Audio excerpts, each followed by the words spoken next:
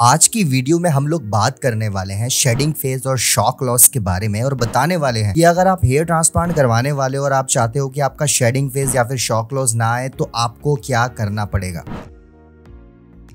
Hey guys, welcome back to this channel. कैसे हैं आप सभी? उम्मीद करता हूँ बहुत ही ज्यादा बेटर होंगे। आज की वीडियो एक काफी ज्यादा इंपॉर्टेंट टॉपिक के ऊपर होने वाली है जिसको हम बोलते हैं शेडिंग फेज। अब हेयर ट्रांसप्लांट करवाने के बाद शेडिंग फेज में जो हेयर फॉल होता है, वापस से बाल झड़ जाते हैं, उसके बारे में हम लोग डिस्कशन करने वाले हैं। अब इस फेज के बारे में तो बता दिया जाता है, लेकिन बहुत सारे आपके ऐसे क्वेश्चन होते हैं जिनका जवाब नहीं दिया जाता, जैसे कि शेडिंग फेज में क्या सारे के सारे बाल वापस से झड़ जाते हैं या फिर कुछ ही बाल झड़ते हैं? क्या इस शेडिंग फेज में जो बाल झड़ते हैं इनको रोका जा सकता है, और अगर रोका जा सकता है तो कैसे रोका जा सकता है? तो ये कुछ क्वेश्चंस हैं जो हेयर ट्रांसप्लांट करवाते हैं पेशेंट्स, उनके मन में रहते हैं, राइट। और शेडिंग फेज एक ऐसा फेज है जिसमें मैक्सिमम लोग डिमोटिवेट हो जाते हैं। सो इसीलिए आज की वीडियो काफी ज्यादा इंपॉर्टेंट होने वाली है। वीडियो को आप स्टार्टिंग से लेकर एंड तक देखिएगा, स्पेशली अगर आप हेयर ट्रांसप्लांटेशन करवाने का प्लान करो या फिर आपने रिसेंटली ट्रांसप्लांट करवाया। वीडियो काफी ज्यादा इंपॉर्टेंट होने वाली है दोस्तों। वीडियो की तरफ बढ़ते हैं, लेकिन सबसे पहले अगर आप अपना हेयर ट्रांसप्लांट करवाना चाहते हो और आप कंफ्यूज हो आपको कितने ग्राफ्ट लगेंगे, आपके ट्रांसप्लांट में खर्चा कितना आएगा, आपको ट्रांसप्लांट करवाना चाहिए भी कि नहीं, और आप भी हेयर ट्रांसप्लांट से रिलेटेड इन्फॉर्मेशन सर्च कर रहे हो, तो आप हमारी वेबसाइट www.besthairhub.com पे विजिट कर सकते हो। वहां पे आपको ट्रांसप्लांट से रिलेटेड सारी की सारी इन्फॉर्मेशन मिल जाएगी और आप भी अपना ट्रांसप्लांटेशन 100% सक्सेसफुली करवा पाओगे, जैसे कि हजारों लोग करवा चुके हैं। नीचे मैंने डिस्क्रिप्शन में लिंक दिया हुआ है वेबसाइट का, आप वहां पे जाके हमसे कॉन्टैक्ट कर सकते हो। अब देखिए, शॉक लॉस को जैसे कि मैंने आपको बताया कि आप लोग शेडिंग फेज के नाम से भी जानते हो, लेकिन जो शेडिंग फेज है वो इस प्रोसेस का एक पूरा का पूरा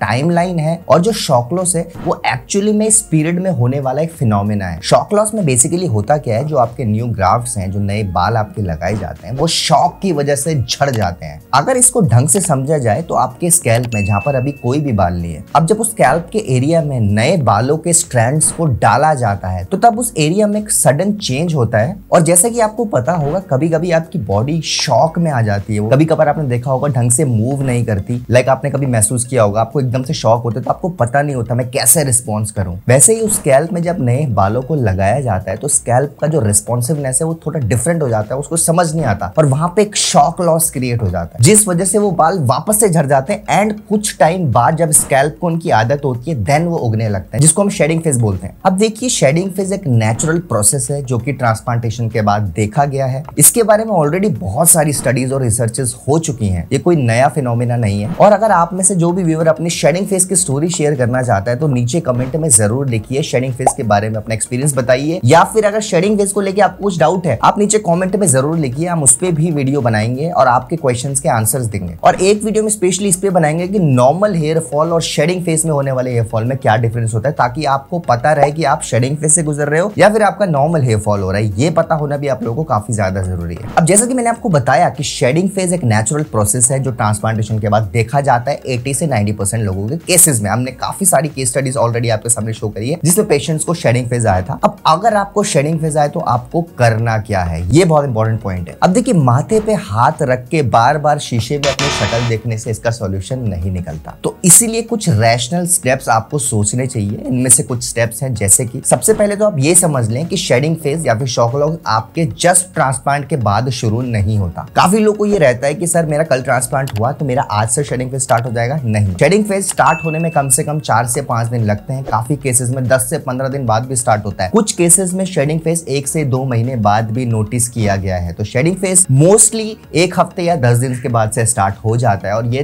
3 से 4 महीने तक आपका चल सकता है। अब इस फेज में आपके 2 टाइप के हेयर फॉल होंगे। नंबर 1 जो आपका नॉर्मल हेयर फॉल था, राइट, जो आपके एग्जिस्टिंग हेयर में होता है, जिसमें आपके बाल झड़ते हैं एंड देन इवेंचुअली कुछ टाइम बाद वो ग्रो होना स्टार्ट हो जाता है, जिसको हम नॉर्मल हेयर फॉल भी कंसिडर करते हैं। सेकेंडली आपका वो हेयर फॉल जो आप अपने ट्रांसप्लांटेड हेयर में देखोगे, जो आपके नए बाल लगाए गए हैं, जो आपके नए ग्राफ्ट लगाए गए हैं, वो झड़ने लग जाते हैं, उसको हम बोलते हैं सेकंड टाइप का हेयर फॉल, जिसको हम शेडिंग फेज भी बोलते हैं। इस टाइप के हेयर फॉल में आपको ध्यान देने की जरूरत पड़ने वाली है। आपको अपनी डाइट पे थोड़ा कंट्रोल करना होगा। कोशिश करें कोई भी फ्राइड फूड या पाम ऑयल से या फिर कोई भी पैक्ड फूड आइटम्स आप इस फेज में ना खाएं। अगर आपको क्रंची फास्ट फूड पसंद है तो आप मखाने खा लीजिए, या फिर पीनट्स तो बेस्ट ऑप्शन है ही आपके पास, लेकिन कोशिश करें वो भी सिर्फ घर वाला ही खाएं, राइट। आप मानो ना मानो पैक्ड फूड आइटम्स में आपका पाम ऑयल होता ही होता है। आपको अपना पोर्शन कंट्रोल करना होगा। अगर आप एक्सेसिव खाते हैं या फिर हैवी कार्बोहाइड्रेट मील आप खाते हैं तो उसे भी कंट्रोल करना बहुत ज्यादा जरूरी हो जाता है, स्पेशली इस फेज में। आपको अपने स्ट्रेस फैक्टर्स और सबसे ज्यादा अपने एंजाइटी को कंट्रोल में लाना है इस फेज में, कोशिश करें कम से कम स्ट्रेस लें, स्पेशली इस फेज में, क्योंकि कई बार क्या होता है जब शेडिंग फेज आता है ना लोगों का ट्रांसप्लांट के बाद, तो वो बहुत नेगेटिव होने लगते हैं। हो सकता है कुछ वर्क प्रेशर होता है या कुछ पर्सनल रीजंस होते हैं, लेकिन ट्रांसप्लांटेशन के बाद शेडिंग फेज में भी वो थोड़ा डिसअपॉइंटेड हो जाते हैं और उन्हें लगता है कि यार मेरा ट्रांसप्लांट भी फेल हो गया। तो कोशिश करें आप ज्यादा शीशा ना देखें, टॉक टू योर डॉक्टर, जहां से भी आपने ट्रांसप्लांट कराया उनके टच में रहें। अगर आप फिर भी वो टच में नहीं आ पा रहे हैं तो आप हमसे कॉन्टैक्ट करें, हमारी वेबसाइट में जाएं, हमसे बात करें, लेकिन स्ट्रेस कम से कम लें, स्पेशली शेडिंग फेज में। और एक जो चीज मैं हमेशा हर वीडियो में बोलता हूँ फ्रेंड्स, बार बार अपने बालों को मत देखें, बार बार अपनी हेयर लाइन को शीशे के आगे खड़े होकर मत नोटिस करें। आप कुछ नहीं होगा, आप सिर्फ डिसअपॉइंट होते रहोगे, क्योंकि शेडिंग फेज एक ऐसा फेज है जिसमें आपको ग्रोथ नहीं दिखने वाली, उल्टा आपके बाल दिन पर दिन झड़ते जाएंगे। तो जितना कम आप अपने आप को देखोगे और अपनी प्रोग्रेशन को नोटिस करोगे, उतना ज्यादा पॉजिटिव रहोगे। तो ये कुछ इंपॉर्टेंट स्टेप्स है जो आपको करने जब आपका शेडिंग फेज चल रहा हो। लेकिन मैं कुछ मेंटल प्रिपरेशन भी आपको बताना चाहूंगा, क्योंकि सब दिमाग का खेल है, राइट। जितना ज्यादा आप दिमाग को इफेक्टिवली वर्क करवाओगे दिमाग से, उतना ज्यादा पॉजिटिव रहोगे। अब मैं इस वीडियो में कुछ मेंटल प्रिपरेशन के बारे में भी बात करना चाहता हूँ, शॉक लॉस में आपको मेंटली कैसे प्रिपेयर्ड रहना है। क्योंकि देखिए ट्रांसप्लांट अपने आप में एक इंपॉर्टेंट स्टेप है, राइट। लेकिन मैं हमेशा कहता हूँ कि ट्रांसप्लांट के बाद असली जर्नी स्टार्ट होती है।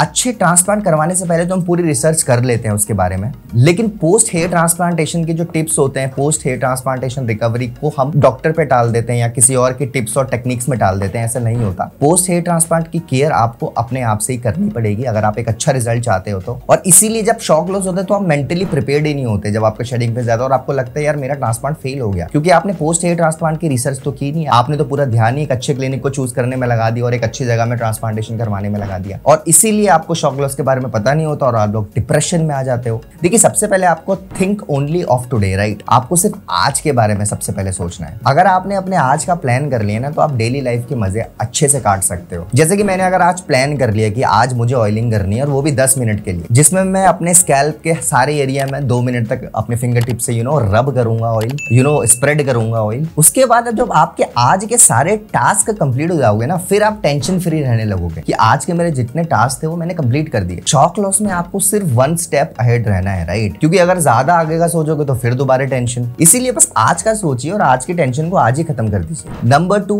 Work on yourself, right. आपके हेयर के जो भी काम थे वो तो हो गए और आपका ट्रांसप्लांट अच्छी जगह से हुआ है तो आपका रिजल्ट भी आएगा ही, उसके लिए आपको डाउट में बिल्कुल नहीं रहना, राइट। पर हेयर के अलावा भी अगर आप स्टूडेंट हो तो अपने करियर में फोकस करिए, या फिर आप वर्किंग प्रोफेशनल हो तो आपकी पर्सनल लाइफ में आप ज्यादा फोकस करिए। बार बार अपने बालों के बारे में मत सोचिए, और वही चीज आपके हेयर की ग्रोथ में ज्यादा हेल्प करेगा। जितना कम आप बालों के बारे में सोचोगे, उतना कम स्ट्रेस में रहोगे, उतना अच्छा आपका रिजल्ट आएगा। और इस टॉपिक पे भी अगर आप एक और वीडियो चाहते हो तो कमेंट सेक्शन में बताओ कि आपको ट्रांसप्लांटेशन के बाद पर्सनल लाइफ में क्या इंप्रूवमेंट करने चाहिए, जिससे आप टेंशन फ्री रहो और आपको एक अच्छा रिजल्ट आए। Number 3 point, manifest your results. देखिए जैसे कि मैंने वीडियो में पहले कहा है कि आप फ्यूचर प्लानिंग्स ना करें, लेकिन जो आपके रिजल्ट्स हैं और जो आपके एक्सपेक्टेशन है उसका एक फ्यूचर इमेज आपके दिमाग में हमेशा होता है, राइट। या फिर आपके कुछ टाइम पहले की कोई फोटो होगी जिसमें आपकी हेयरलाइन अच्छी हुआ करती थी, उस इमेज को अपने दिमाग में मैनिफेस्ट करते रहिए। जब आप उसको मैनिफेस्ट करोगे तो ट्रस्ट में आपका रिजल्ट भी ऑलमोस्ट वैसा ही आएगा, अगर आपका ट्रांसप्लांटेशन अच्छे से हुआ हो। मेरी भी सेम स्टोरी है, मैंने बताया जब मेरा ट्रांसप्लांट हुआ था मैं बार बार बालों के बारे में नहीं सोचता था। हाँ, मेरे मन में एक इमेज थी कि मेरी हेयरलाइन ऐसी बनी है तो मेरा रिजल्ट ऐसा आएगा, लेकिन मैं बार बार नहीं सोचता था और इस चीज ने मुझे बहुत ज्यादा हेल्प किया पॉजिटिव रहने के लिए, right. So here transplantation surgery के बाद की जो जर्नी होती है वो बहुत ज्यादा इंपॉर्टेंट होती है। आप जितना ज्यादा पॉजिटिव रहोगे उतना अच्छा आपका रिजल्ट आएगा, ट्रस्ट अस। जितना कम आप स्ट्रेस लोगे, जितना कम बालों के बारे में सोचोगे, उतना अच्छा आपका रिजल्ट आएगा। आपको कुछ नहीं करना, मेडिकेशन टाइम पे लेनी है, डॉक्टर के साथ टच में रहना है, ज्यादा बालों की प्रोग्रेशंस को नहीं देखना, राइट। अपने आप के रिजल्ट किसी और से कंपेयर नहीं करना, आपका रिजल्ट 100% आने वाला है। तो ये थी दोस्तों आज की वीडियो शेडिंग फेज के बारे में। हमने अपने चैनल में शेडिंग फेज पे ज्यादा वीडियोस नहीं बनाई थी, तो मुझे लगा एक वीडियो बनानी चाहिए, क्योंकि रिसेंटली काफी लोग हमारे टच में जो जिन्होंने सब्सक्राइबर्स ने ट्रांसप्लांट करवाया था, हमसे बार बार पूछ रहे थे सर मेरा शेडिंग फेज आ गया, आप इस पे वीडियो बनाइए। आपके चैनल पे कोई वीडियो नहीं मिली तो इसीलिए हमने वीडियो बनाई। और अगर आपको वीडियो पसंद आए तो वीडियो को लाइक करिए। शेडिंग फेज पे ये वीडियो थी। अगर आपके मन में भी कोई डाउट है और आप चाहते हो हम उस पर वीडियो बनाए तो कमेंट सेक्शन में वो जरूर लिखिए, हम उन पे भी वीडियोस बनाएंगे। वीडियो पसंद आई तो वीडियो को लाइक करिए, फ्रेंड्स के साथ ज्यादा से ज्यादा शेयर करिए, एंड अगर आप फर्स्ट टाइम चैनल में आ रहे हो तो चैनल को सब्सक्राइब करिए। आने वाले टाइम में बहुत सारी ऐसी वीडियोस लाऊंगा जिनकी नोटिफिकेशन डायरेक्टली आपके फोन में पहुंच जाएगी। Thank you so much for watching guys.